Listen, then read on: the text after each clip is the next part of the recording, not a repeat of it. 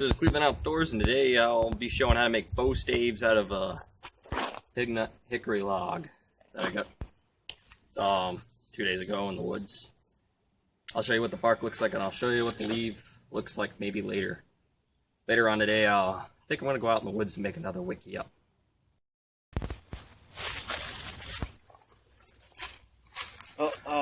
This pignut hickory log is about 8 feet maybe. The bows that I make are really no longer than 5 feet.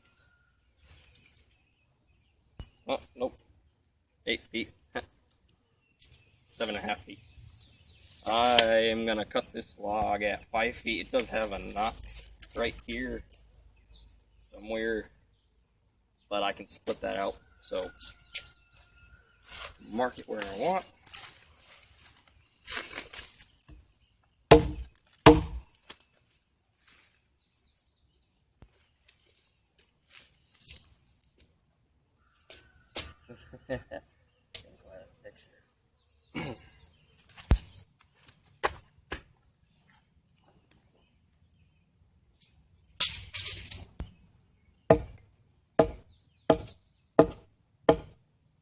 And cut it.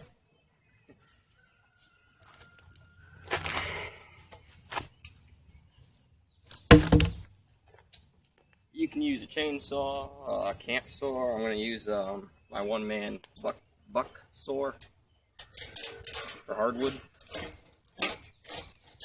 I believe lamb's tooth pattern. I believe. No, I saw it. I had to have it.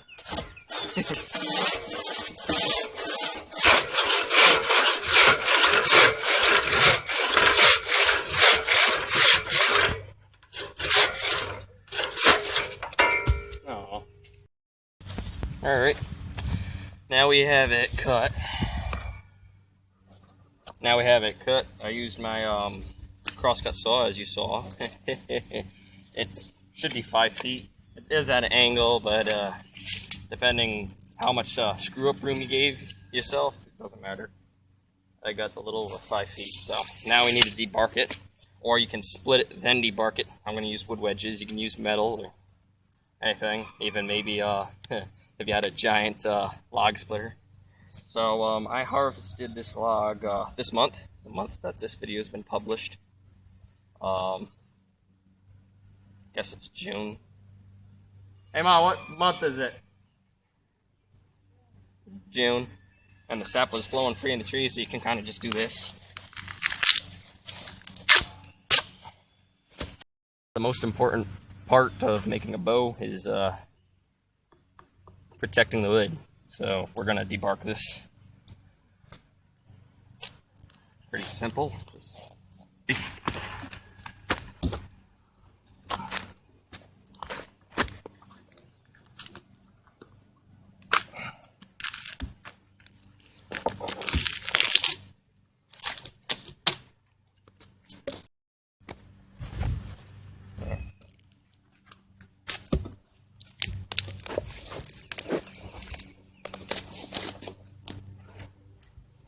This probably would have been at the time of year that the natives would have been harvesting bark for their wigwams.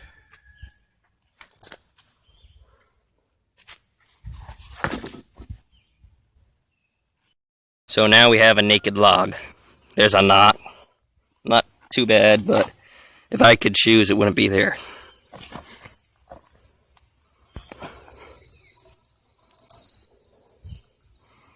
It was sitting outside for a couple days. You don't want to do that, but it'll work. Now we need to split it. For this, you're going to need a hatchet, at least. You can do all this without a hatchet. You can make a primitive bow with a rock. That's why it's primitive. But I got this axe handle I made for this Connecticut axe head. I call it my redneck tuatahi, since I can't afford a tuatahi. That's a wide bit. This is white ash. You can use any kind of wood. It's just a wedge. Don't make them too thick because they just bounce out of the log. It doesn't work out.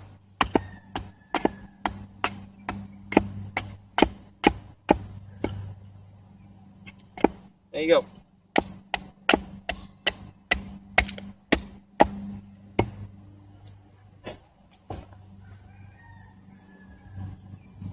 Just a wedge, wood wedge. I'm going to take my cold steel rifleman's hawk and start off the split. I'm going to aim for that knot.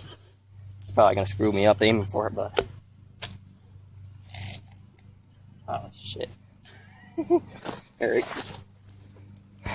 You could use a railroad spike. You could use a hatchet. Use your axe head if you wanted to beat the crap out of it, which they're not made to hit metal.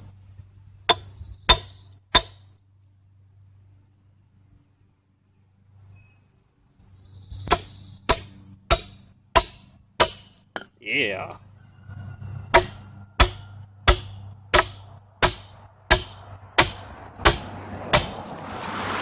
Sick. Sweet. See if this works. Right side.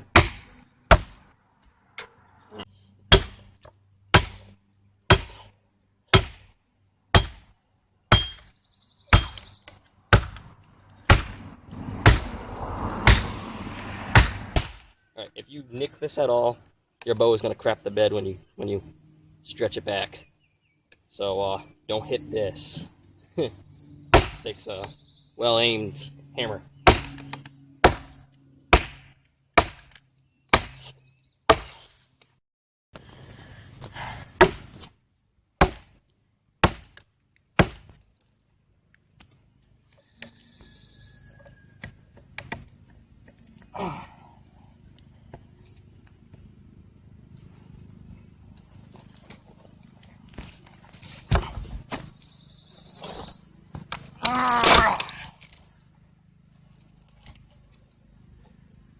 Crap.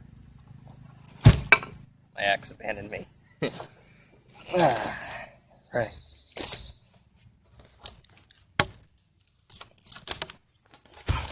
There's another sign that it's hickory, because hickory normally doesn't have heartwood, just sap. Just sap wood, see how it's all white. I don't know why this... Oh yeah, it's because it's been exposed. If you leave this big for long, it'll just split. If you leave it out in the elements, it'll ruin. Watch Billy Berger. This is how I learned all the stuff, except he used a skill saw. I don't use any power tools, as you saw. I think I'm going to try to split it one more time.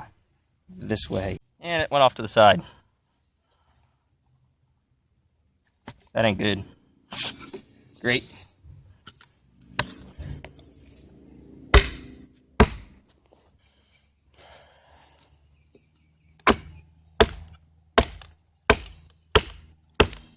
Leapfrog it. Dave Canterbury has some good videos on this too. He doesn't use hickory though. He uses Osage and what was the other one? Choked cherry or cherry, something like that. Oh, you understand it? You get it right. You end up with this. You put this in the garage or basement, somewhere cold and dark, so it doesn't split. Not in the sun or in the rain. It won't work then. It'll make it. It'll start rotting. You do it right, and you understand how to cut up a log and split it, and you get used to the primitive skills, and you end up with a bow like this. This is my latest one. This one looked just like that. Well, it was 2 or 3 feet longer. I left myself a lot of screw-up room, and you end up with this. This is shagbark hickory. That's pig nut. That one will not have the bark on the back still, because I took the bark off. This I had to shave it off with a draw knife because of the seasons. This shoots pretty good. I'm holding it upside down though. So I'll shoot it. This bow isn't finished. It's finished off with 400 grit.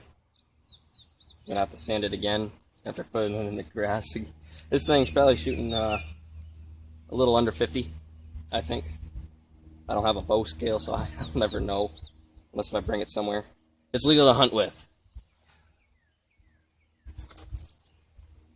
I don't have a doubt with a obsidian arrowhead or flint it could kill a deer or a hog. Alright.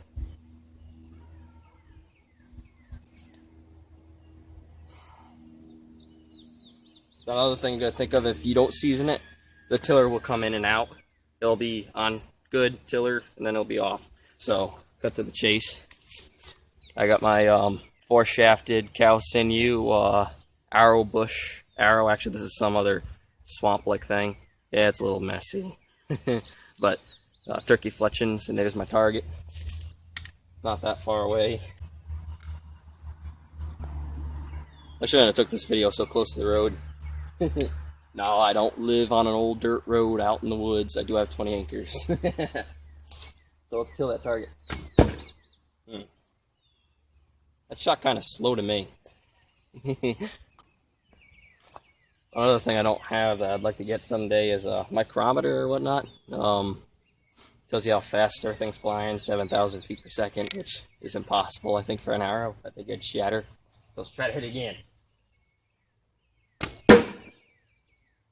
A little better. So, this is Cleveland Outdoors, and that's how to make a bow stave that one day will look like this. And a stave is a bow in a tree, pretty much. Until it has a string on it, it's a stave.